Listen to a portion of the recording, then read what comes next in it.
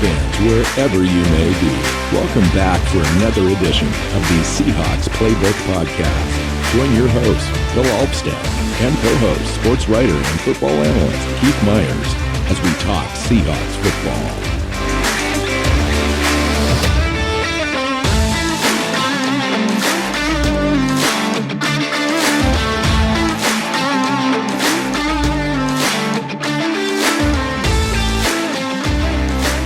Hey, Seahawk fans. Welcome back to another episode of the Seahawks Playbook podcast, episode number 404, postseason edition, and postseason edition, not just playoffs, but the season is over, and we're talking about the end and what the team's all about as we head into the 2023 season.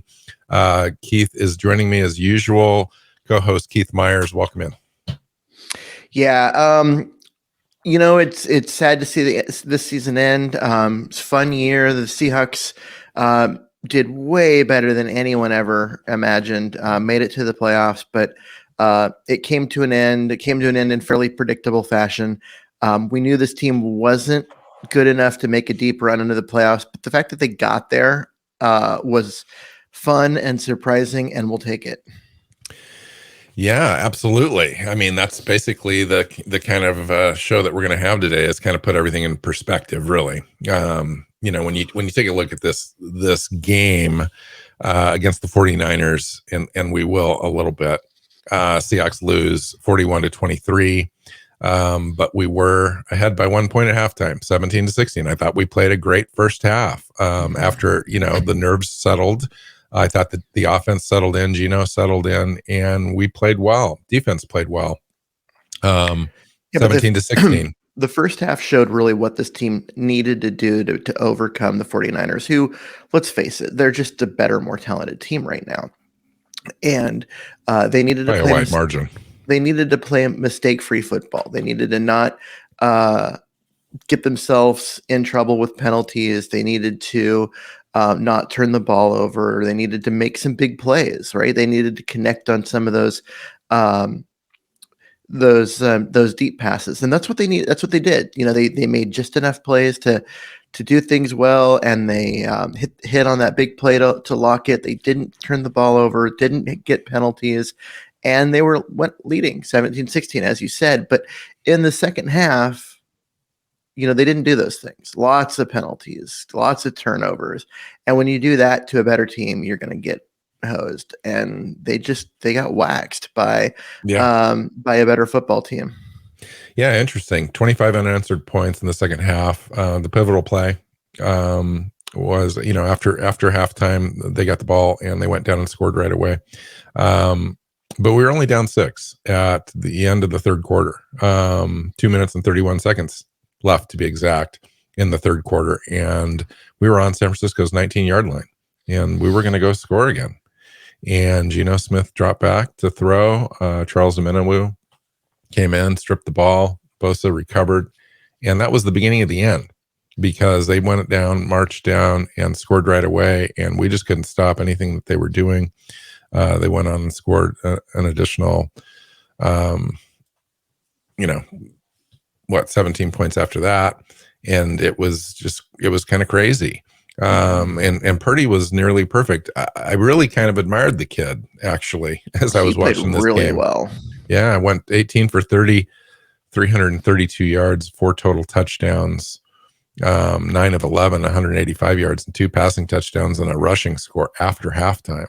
I thought we kind of spooked him a little bit in the first half, got him a little rattled. He came in rattled, nervous a little bit, I thought, but really settled down in that second half, as well as the entire 49er offense, and they went on to really just blow us out of the water as far as runs after catch and all that stuff. I think they had 185 yards after catch in this game. Deebo Samuel, obviously, and others.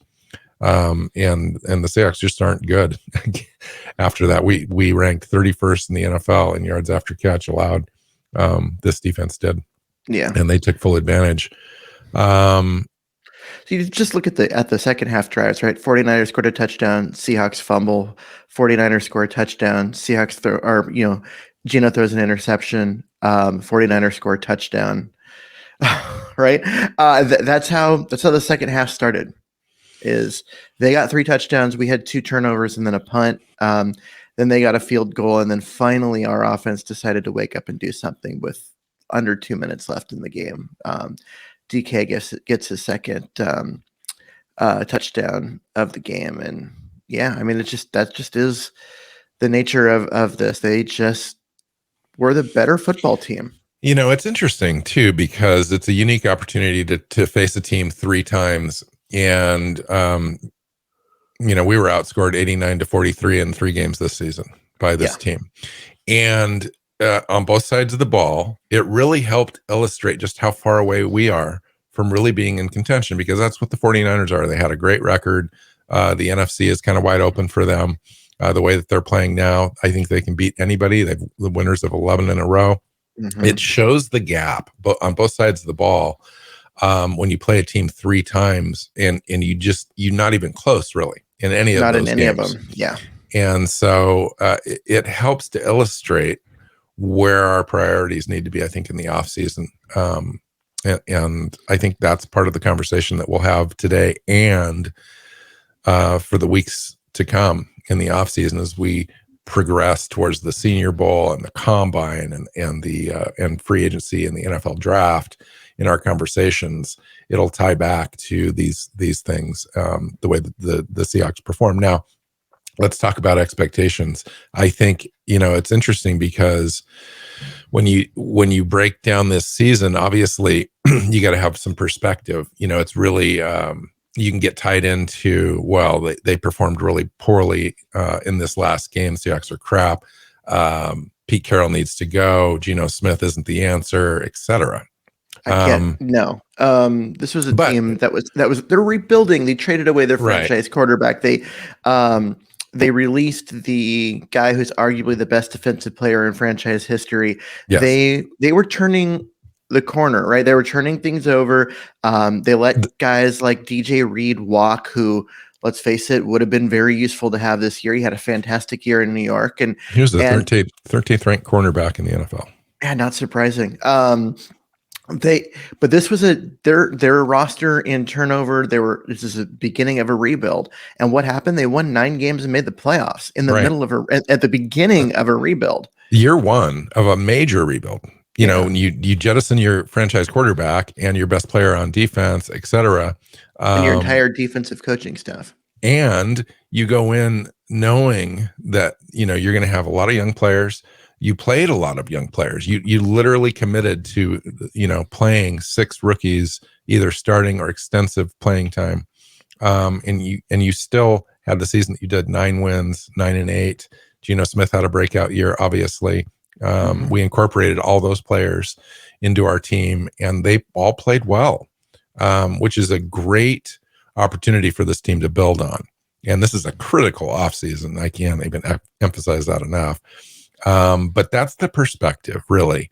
But we're not, even though we've exceeded expectations, we haven't arrived is the key thing here. And we're not just 2 or 3 plays away from contending. I think we're, if this was year 1 of a rebuild, we've still got 2 more years really to be completely solidified as a sustainable, successful team. Where the roster can be as competitive as the 49ers are this year. And that's where we need to get. I would agree with that part where I think that next year they're going to be closer, but unless the 49ers do something unexpected and take a big step backward, the Seahawks are going to still probably be behind them. But this is a team that won 9 games with a roster that was full of holes, which tells you that the non-hole players are pretty damn good. And so if they can fill in some of those holes, they can elevate themselves up into the conversation. That conversation. Will they catch the 49ers? No, but that's fine. You don't have to be the head and shoulders top team in the conference to be a contender. And I think they can do that for next year. I think they can close the gap. That's the key. You want to close the gap. Now, the 49ers had 13 wins, whatever it was. and 4 wins ahead of the Seahawks. If the Seahawks can close that gap, or even take the division, it doesn't mean that we're necessarily the better team. But you can be in that conversation. I think you're right. Seattle could definitely be there, depending on decisions this offseason on how we go. One of those. I didn't want to spend, and you didn't either, want to spend too much time focusing on this wild card game. It was informative, but it's just one game out of 19 18 we played this season. That's the kind of the way I look at it. It was a great experience for our young players, etc. And it was kind of a reward, really, for the season and the efforts they put in. But now we're in the off season, and now the real conversation about team building, roster building begins. And it starts at the top, really, for me.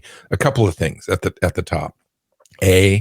Coaching and scheme, especially on the defensive side. And then a little conversation around Pete Carroll, as far as, is the timeline for the team and the talent aligned with Pete Carroll's remaining years in the NFL? If they're remaining, right? We need to have that conversation. It's an uncomfortable conversation. You and I both support Pete. We know that. We're not hiding anything. Going anywhere. I know he's not. I know he's not going anywhere. But my question to you is the team aligned with that? I think they are. I mean, you look at where they're at. This year was supposed to be the bottom out year. It turns out last year was because of Russ's play. But as far as roster talent, this is the bottom out year, and they're a 9-win team. They're nothing but building from here on out. And he's not going anywhere. Read the quotes from a week ago. He's committed. Like, he's talking about building and the culture they have and the work ethic and the type of guys and all of that. Like, he's looking at this forward, and as a team that's going to get significantly better this offseason. I think that does align with his, because they're going to be a perennial playoff team for the next 4 or 5 years. Okay, and I'm going to stop you. That puts them in, right with Pete Carroll's thing. If they were going to be bad for 2 or 3 years, then I think he'd be like, nah, no thanks. I'll let someone else do it. Okay. I heard you. I agree with you, honestly, but I'm going to push back a little bit, kind of be a devil's advocate here. You, Bill, push back? No way. Well, yeah, because I think it's important that we have this conversation, and it's a legitimate conversation. It's not just like both of us agreeing on this particular issue, because I think it's important that we really work through it, and not just say that, what we're saying. One playoff win in the last 7 seasons. You said it turns out last year was the bottom out year. Well, it wasn't supposed to be. We went into that season coming off of successful increases in wins for 3 years in a row: 9 wins, 10 wins, 11 wins, 12 wins, and then we dropped to 7 wins. So I disagree with you there a little bit in that wasn't the expectation. It wasn't the expectation, but it was the reality. It's what happened. It's the reality. But does that point to a coaching situation when you drop 5 wins? I know your quarterback was injured, but his play kind of tailed off. The defense really was weird, as far as starting poorly, finishing okay. But that was like 3 years in a row, including this year. And the common denominator to me is Pete Carroll. Now, I'm not saying I'm a Pete Carroll hater or anything like that at all. What I'm saying is we both know and need to acknowledge that there have been struggles, consistent, persistent struggles on the defensive side of the ball now. For a long time, we've only won 1 playoff game in 7 seasons, is with Russell Wilson being the quarterback in the majority of those. Is that acceptable? And even now, when we're turning the corner, it looks like, and the roster looks improved. I agree with you there. Is Pete Carroll the right person to lead this team with that history acknowledged, and moving forward with Pete's age and possibly a new quarterback situation coming in and all that stuff, where we're at timeline wise with a rebuild? So I think what you're looking at here is there's so many different factors that go into that. You have, Russell Wilson's contract ballooning up to a point where they couldn't keep the roster together, and they were struggling to make decisions on how they were going to win and build the roster and that kind of stuff. You also ran into his declining play, partly because they got him killed without an offensive line, and partly just because I don't know. I just felt like it. If you look at him, especially this year, it kind of looks like he's working less. He's not grinding the tape and doing the stuff, kind of the stuff the way he used to. And so they were having a decreased roster because his cap number was going up and up and up, and they were getting lesser and lesser of a return on their investment with him, which made why it made so much sense for them to trade him. As much as we didn't like it, as much as everyone hated it. You could see the difference this year where there was just this weight on the team that was no longer there with Russ gone. And so, I mean, there are lots of factors, and you look at specifically last year, it wasn't just that Russ got hurt and missed 3 games. It was that he rushed back too quickly, and lost 2 or 3 more. And played like ass for another 4 or 5 weeks until he got healthy and things got back to normal. And then they did. Yeah, that was a decision based completely on his ego. So I agree with that. It was, and I mean, this was a situation where they very easily could have done better, last year, but they ran into those problems, and they weren't good enough roster talent wise to overcome that. You look at like the 49ers, they've gone through 3 quarterbacks, but their roster is fantastic this year. And honestly, their quarterbacks keep getting better every time somebody gets hurt. Because Garoppolo played better than Lance, and Brock Purdy's been the best of the 3. So talk about just the scouting department, and general manager there. And the coaches. Yeah. And the system, I want to talk to you a little bit about what you said and lead into another conversation, because obviously we know the roster isn't complete here.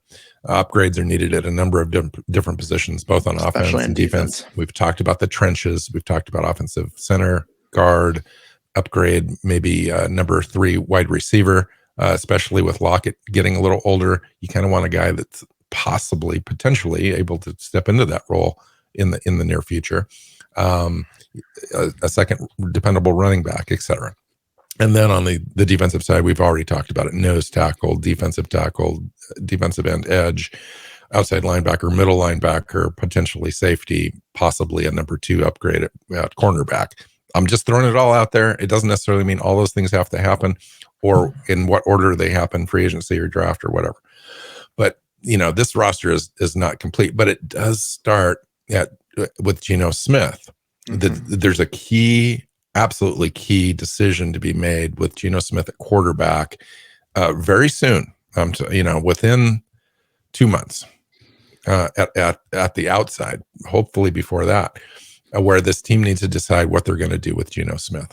They have less than 6 weeks. So I'm going to, let me finish this then.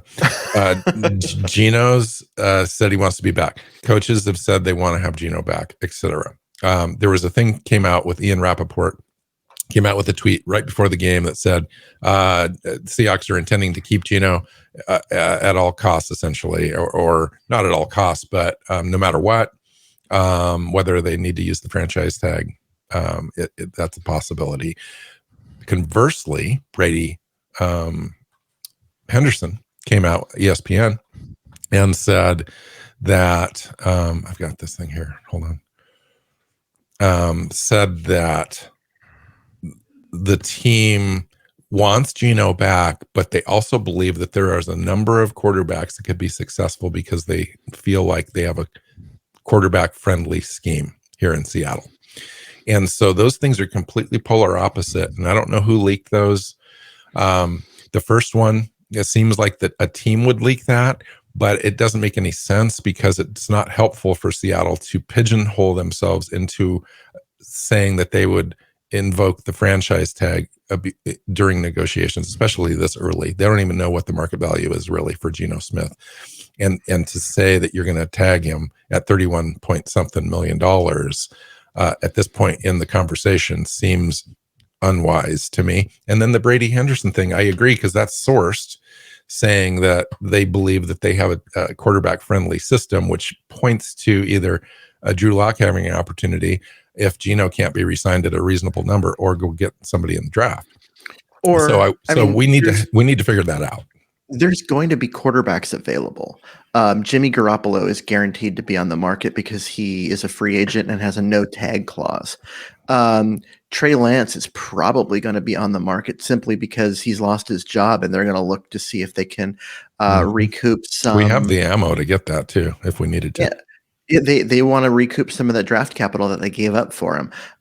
You look at Carr out of Vegas is going to be available. They benched him. They said he's done.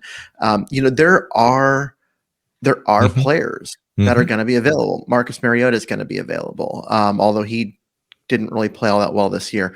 But go look around the league. It's weird. Last year was this weird year for quarterback movement that was unlike anything we'd seen, and this year is going to be fairly similar. There are players that are going to move. I think the key question for this team, because we know what the team is with a quarterback that can lead it. We made the playoffs. That's kind of where the minimum. We know we're going to improve next year. We've got a lot of opportunity, some free agency capital, and then draft capital to be able to do that. The question is, has Geno Smith done enough to re-sign him to a new deal and depend on him to lead the team to the Super Bowl if what we're getting is the Geno after Munich, Germany? Geno had 8 interceptions and 5 fumbles the last 8 games, plus an interception and a fumble in the wild card game. Is Geno Smith the guy that they want to hang their hat on to lead this team forward? Or is it a bridge thing that they're hopeful for? They need to answer that. It's right the away. Second one. It's the second one. He's a bridge. He bridged them through this year in fantastic fashion. But you got to look at this. Do you franchise tag him? Is that even an option for a bridge quarterback? You're not gonna franchise tag him. So we had hold on.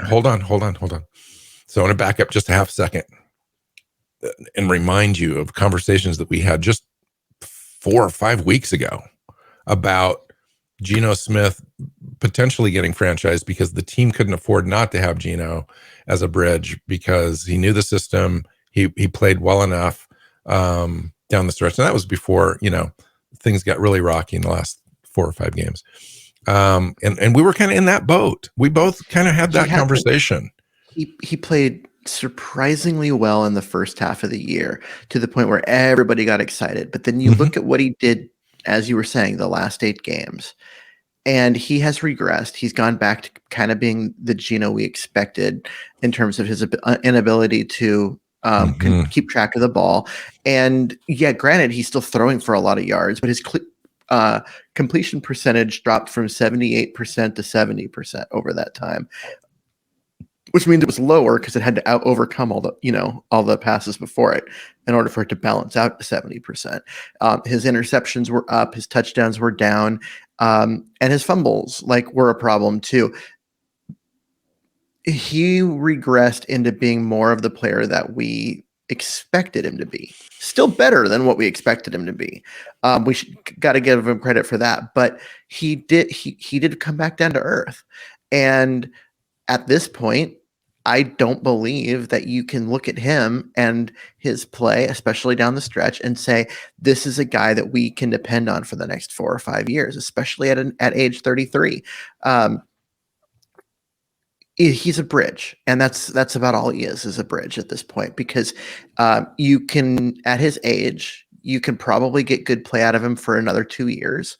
And if you're expecting more than that, you're going to end up disappointed.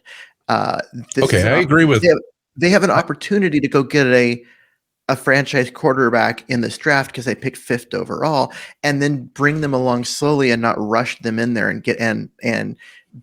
ruin them in the way that the Bears have done with Fields. That seems optimal, and that seems like the conversation we were having the first week of the season too about the potential this offseason. Here we are, but.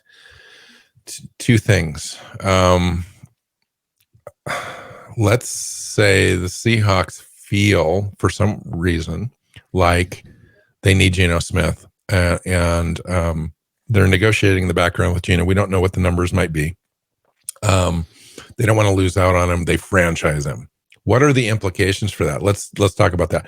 The The franchise implications for tag, that, what is it? It's just under 32 million. $32 million. Okay. Now you franchise them, but you're still negotiating, right? Because you really want to lower that 2023 cap hit. In order to lower the 2023 cap hit, let's say you want to get it into somewhere in the $10 million range, just for conversation purposes. That means you would have to push salary out in 2024-25 to balance that contract, and that would be just crazy. So you'd be paying him, say that once you tag him, Gino knows and his camp knows that that's kind of where he wants to be salary wise, or at least that. You would have to pay him $30 to $40 million in 2024-25 in order for that contract to make any sense for them. It just doesn't make any sense. But would they do it? Is my question. I don't know if they do it because I don't know if there's going to be a market for him. You look at the other quarterbacks that are going to be available, the ones we mentioned a few minutes ago, and the fact that Geno Smith's reputation around the league was terrible coming into this year, and while he was a great story the first half of the season, the shine has come off of him, down the stretch. And I don't think there's going to be a huge market for him. I think the Seahawks can slow play this and not worry about it. And that was going to be my question. The draft. What does a slow play look like, and how far does this go? Does this go all the way to the draft where we don't have a quarterback and Geno's still hanging there and we're kind of leveraging that over him? Maybe, yeah. And one of the things is if they tag him, as you're suggesting, and they're sitting there with that $31 million, they wait around until the draft, fifth pick of the draft comes around, and they draft Will Levis or CJ Stroud. And now Geno's looking at having the tag pulled and getting nothing. Yeah, but if he signs it, then they're obligated. True, if he signs the franchise tag, you're right. They are. It's a and they would run. Deal. They would run up to sign that franchise tag as soon as it's offered.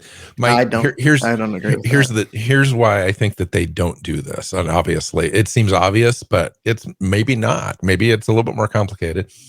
And my guess is Seattle does not intend to franchise Geno Smith, and because of the implications and to the whole roster building situation. They've got $50 million in cap. I'm just, throwing a number out there, but it's close. $50 million, but they've got the draft picks. That draft is going to allocate about $16 million because we've got 2 firsts, 2 high seconds. It's going to be more expensive than usual. That puts them about 35 million. 35 left. and then you've got, some other you're not using 30 contracts. Of that. You're not using 30 of your 35 up on Geno Smith. Right. That's the larger thing I want to talk about. Or you're having to cut a bunch. Now you've got enough players where you need about 5 signings in the offseason. If you count all the draft picks plus what we currently have, you've got about 40 some odd players signed if you include the draft. And you're going to have to sign 5 or 6 new additional players. But you're also going to have to potentially cut some players because in order to make some salary cap room, there's players like Shelby Harris, Gabe Jackson, Quandre Diggs, Jamal Adams, etc., that could be on the chopping block or restructure contracts in order to get your cap number malleable so that you have some room to do some of these deals. If we sign Geno, even if we sign Geno on a 1-year deal, $15 million, that's $15 million that's going to hit this year. If they spread that out over 3 years and it's $45 million over 3 years with a lower cap hit, that helps a little bit, but nonetheless, that money's going to have to come from somewhere. And then you're going to still want to go get a center potentially, or a defensive tackle, a safety, etc., out of free agency. So it seems big now, but really it's just a normal number that we have to work within. And I wouldn't expect huge signings to come out of this offseason in free agency. No. Not at all. And that's why this capping Geno thing doesn't make any sense to me. He's not a $30 million quarterback. He looked like not. He looked like he might have been, there was that stretch where the team won 4 straight and he was playing out of his mind. And it was like, hey, this guy's really done some things and is looking good. But then down the stretch when he was turning the ball over more and the team was losing, was pretty easy to see he's not that guy. And so you look at a situation here where I think they want him back. I mean, obviously they know they can win with him. They want him back, but they want him back on their terms. I think something that the Seattle market looks is at. not going to be the market is not going to be huge for Geno Smith. What team out there is going to be looking at Geno Smith and saying, "Hey, that's the guy we're going to go spend a pile of money on"? There's a lot of evidence too for Seattle that they could plug and play quarterbacks into the system. They went from Russell Wilson to Geno Smith. That's one set of data. Look at San Francisco, runs a very similar offense. They plugged in 3 quarterbacks with similar success in all 3. You look at the Rams going from Stafford to whatchamacallit, Bakersfield. Whatever his name is. I lost his name. Anyway, Baker Mayfield. There you go. You Bakerfield. I'm like, Bakerfield. You look at that thing and it's like, okay, so now Seattle's confident that they could find somebody to come in and be, even if it was a placeholder, could be similar in production value as Geno Smith, and maybe somebody that controls the ball better, doesn't have as many turnovers, which we know Pete doesn't like. Yeah, I mean, you could get. Like I said, Jimmy Garoppolo is going to be out there guaranteed. Like this isn't a hoping that the 49ers cut him free like last year. He is a free agent, and they cannot retain him. And wouldn't want to at this point. Yeah, but you don't think you can get Jimmy Garoppolo for 15 or 20 million? It might make more sense for them to re-sign Jimmy Garoppolo and try to trade. What about Derek Carr? Their first round pick, their quarterback that was injured, and he's got more upside. Maybe he's got more upside, but they're also gonna reset the clock because they've already got 2 years out of Trey Lance with nothing to show for it. They've got more out of Brock Purdy, and he's looked better. And he's 2 years earlier in his on his rookie deal. He's never going to make more than $850,000 on his rookie deal. That's why wouldn't you trade Trey Lance for a first round pick and a future first if you're San Francisco? Who gives up 2 first round picks for Trey Lance though? Yeah, well, after what we've seen some of these from him quarterback needy teams looking at the draft and looking at free agency still need a quarterback. I don't think. Yeah, but I still don't think his value is that high. Okay, I think you're looking at like a second and a third. We both agree that Geno Smith is definitely the top priority to solve in the offseason, but and we probably agree on how we do it. But this could take some time. They could go out and sign him right away if they can make a deal work that seems like a reasonable deal. I don't know what's reasonable in your mind for Geno Smith, but I'm thinking around 20 average per year type of a deal with some guaranteed money. I think Geno's going to want guaranteed money. He's reached a point in his life where that's going to be the most important factor in a contract that he signs, whether it's Seattle or somebody else. And if Seattle can throw enough guaranteed money out there, Geno takes that lower deal and he signs a contract within the next 2-3 weeks. That could benefit Seattle as far as knowing for sure they've got Geno and being able to do free agency and the draft stuff without any pressure there at the quarterback position.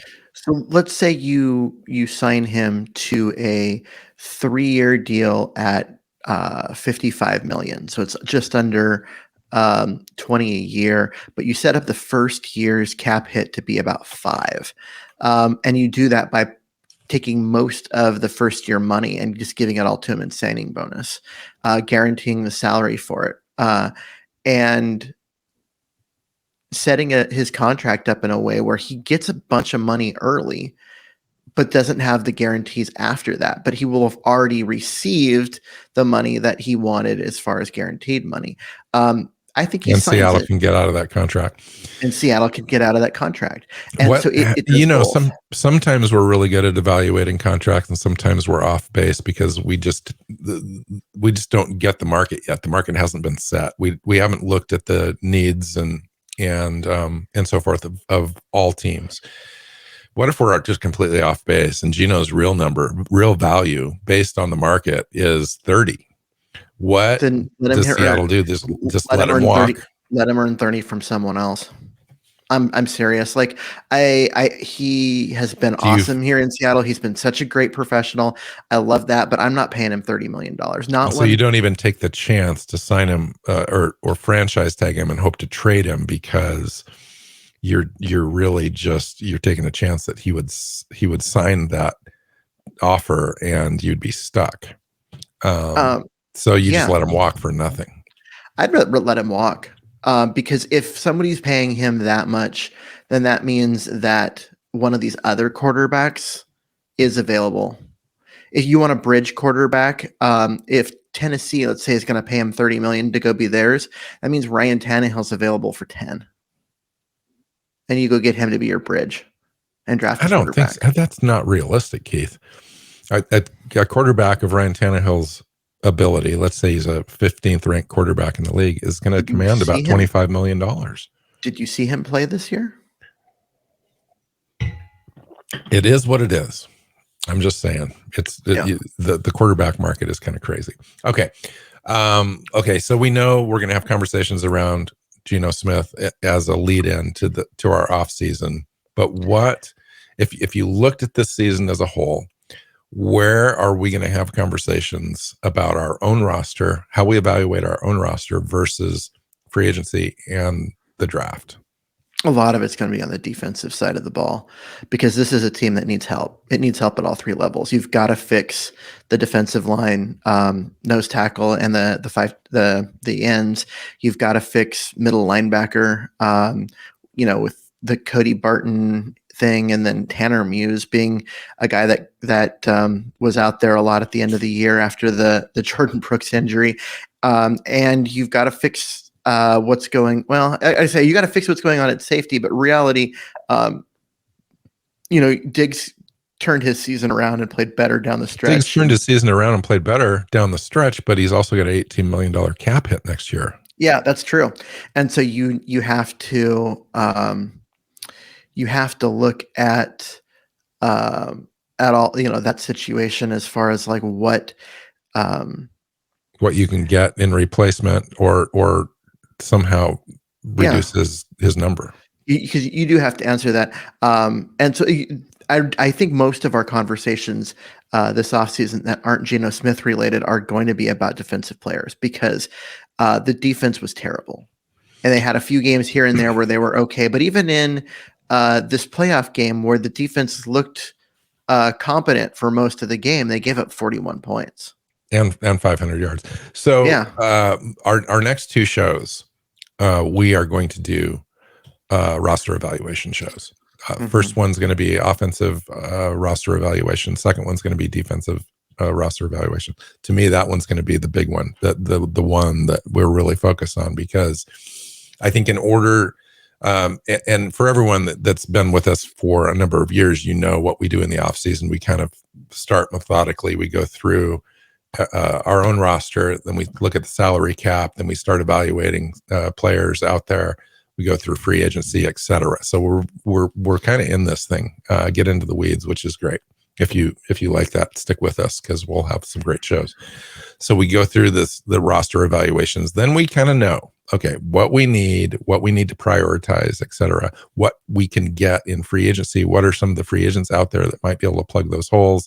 What could we get through the draft? What makes the most sense to really impact the roster, build the roster in the right way? And so it'll be a lot of fun, I think. I mean, we thought last season's off season was crazy and fun, especially after that Russell Wilson trade and getting that first round pick and getting the players, and it was just kind of nuts. And then the success we had with the draft. This off season is going to be just as crazy to me. And I'm just I'm really excited about going through the whole thing because it's wild. Last season it was, they got that first round pick and we could talk about that. Now they've got 2 and 2 seconds and an early third. Like that, they've got a lot of draft capital. We're going to be able to look at a ton of different players because their options are and the unlimited. intrigue with the 5th pick overall is crazy because you can stay with that pick. You can play a defensive guy. You can pick your quarterback of the future if that's what you decide to do. You can trade out of it. They could pick up additional, first round pick in 2024 if they thought they wanted more ammunition for the 2024 class, et cetera. You also could end up in a situation where they could trade that pick. They could trade down for additional picks, or there is already, people talking about the Bears, who have the first overall pick, taking Bryce Young and trading Fields just to reset that clock. And if you're Seattle and you got to look at how Fields played this year with no talent whatsoever around him, and think, yeah, we could win with that. Like we could really win with that. And then be like, okay, well, what's it going to take to get a young, star player like that? Like there's all sorts of these kind of questions, things that we can talk about, things that are going to come up because they're in play. They're legitimately in play. It's all in play, really, which is crazy. And you don't, as a franchise, especially a franchise that's a winning franchise consistently year after year, you don't get a chance very often to pick up that far up into the draft. I wish it was at 3. It seemed like the options were greater there, but they're still really good at 5. Mm-hmm. If you go out and do the mock draft simulators, which I know they're just simulators, but they really do provide a key intrigue there when you run the simulations. Which players are consistently available and so forth. And there's still some really good options for Seattle at 5. There's only really one worst case scenario where you've got the top 2 quarterbacks and the top 2 defensive players off the board when Seattle picks at 5. Then what do you do? And there's no suitors. You've got to pick somebody. That would be the hard thing. Then you take Will Levis, because that's the thing, is you're picking 5, but there are 2 elite defensive players and 3 early first round quarterbacks in this draft. So you're going and to a lot get of people think Richardson's up in this 5. conversation too. I'm not, you don't. I don't. A lot of people do think that he's a top 10 quarterback in this draft, just given the other players available and the quarterbacks at the top and the needy teams. Anyone who sees that thinks that hasn't watched him play. They just look at his combine style numbers and look at him like, oh, he looks the part, because if you watch him play, he is not. I disagree. He's just not. I disagree. I think that as we get into this and we do our quarterback show eventually, which will be soon, I think that we'll have a more in-depth conversation about this. And yes, I agree that he's not ready to come into the NFL and start day one, but he has so many tools and so much upside. I think a team will look at that and say, we can get this guy into our system, have him be in there for a year behind somebody else, and have him be ready in 2024. It's just something, it's crazy, I know, but that's the way I'm looking at it. You're looking at tools and thinking Patrick Mahomes. And film. The guy's impressive. When you go watch tape. Highlight. If you watch not just highlight, but deep dive into games. Yeah, he does some stupid stuff. He throws the ball at feet. Throws his big issue is throwing over. But throwing interceptions, turning the ball over, enough inability to read a defense, where a good developmental team could take this guy and really make him a great pro. You're hoping for Patrick Mahomes, but drafting Jamarcus Russell. Yes, anything's possible. I tell you what, when we have a deep dive show on quarterbacks, the draft is a crapshoot. I mean, you take a look at all the first round draft picks in the last 10 years for quarterbacks, and it's a 50-50 hit, no matter where they go. You have a better shot in the top 10, yes, but barely. If you take a look at the NFC, not very many quarterbacks are first round quarterbacks. In the AFC, 5 out of the 6 remaining quarterbacks that were drafted in the first round, top 10. Not so true for the NFC. So it's an interesting thing, because the value is so high. It's like the quarterback impacts every play in the NFL. And so when you have an opportunity to take one, and you've really done your work and research, and you've identified your guy, you gotta go get him.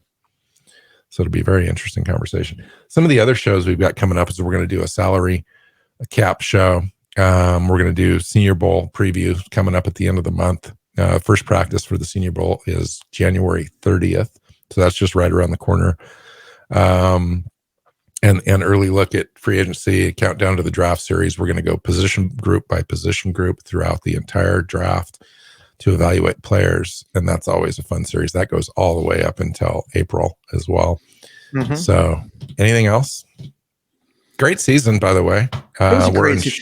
This was a fun year. Like we went into this expecting a long year. It was going to be a lot of draft talk and talking, draftable quarterbacks and that kind of stuff all year. And we really never did that because we didn't have to, because the team was interesting. They won games. They did way better than we ever thought. And it makes for a fun year when they're, competitive when you don't expect them to be. And we get the extra bonus of having Denver being so bad. So Denver was terrible. We get to play we get to be in the playoffs, have that experience. Plus, we get a top 5 pick. Yeah, I mean, it worked out perfect. The season was so weird in that the Seahawks were good and made the playoffs, and Denver, which looked like a really good team a year ago, except for they had no quarterback play whatsoever, trades and gets their quarterback. They get a guy that's thought of as a Hall of Famer, and they're the ones with the top 5 pick. And Seattle's the one. Coach doesn't make it through his first season. Yeah, he only made it through 11 games or 12 games. Yeah, I mean, really, right? Yeah. So it is kind of crazy. It is kind of crazy. The NFL is weird. Yeah, I had a great time. We're over 400 episodes now. And right after the 1st of February, we'll enter our 7th season together on the show, which is tremendous. And this is my favorite part. I really do enjoy the season. Obviously, you play the game because it's fun, and we enjoy all that. But the team building aspect of the off season is probably my favorite because we get to get into the weeds. Both of us like that. We're kind of wonky that way. We really like to evaluate players. We like to figure out how the puzzle works. It's a really complex. It's a really complex puzzle, and there's a lot of pieces that are the same shape, and so you don't know which one goes where. I'm making jigsaw puzzle references here, but ultimately, so there's a lot of different ways to build it. But at some point, you still have to build it, right? And so we start looking at those different options. It makes for a fun off season. Okay. So I forgot to do a segment, and we both did. Let's go ahead and push that to our next show because we're already at 47 minutes, and that makes for a fun show anyway. Yeah, and we'll do that at the top of the next show. We're going to do awards for the season, but it'll lead into position group conversations, and it'll segue into that. So we'll do that next show.